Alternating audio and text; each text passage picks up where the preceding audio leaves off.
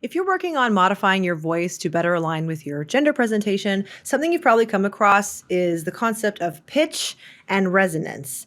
And I know these two concepts can be kind of hard to disentangle, so I thought I would give you some examples today.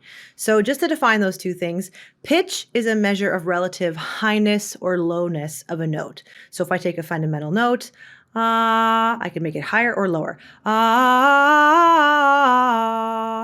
But resonance is a measure of brightness or darkness of a fundamental note. So if I pick one note, I can make that note brighter or darker. So that is pitch versus resonance.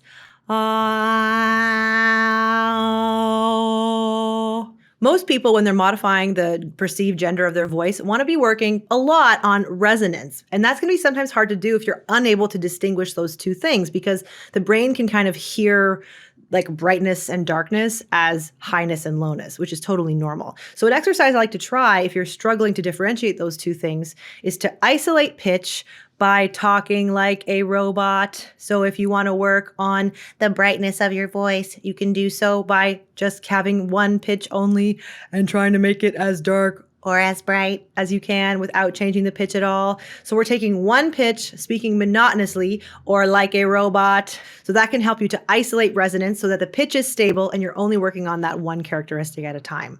If you like this, there's so much more information just like this in my course, Transvocal Exploration. Oh yeah, and if you're wondering why there's these 100K balloons behind me, it's because in my last TikTok, we celebrated the milestone of reaching 100,000 followers on TikTok, which is so wonderful. So I'm going to, leave those up for a little while because I'm pretty proud. I hope this helps.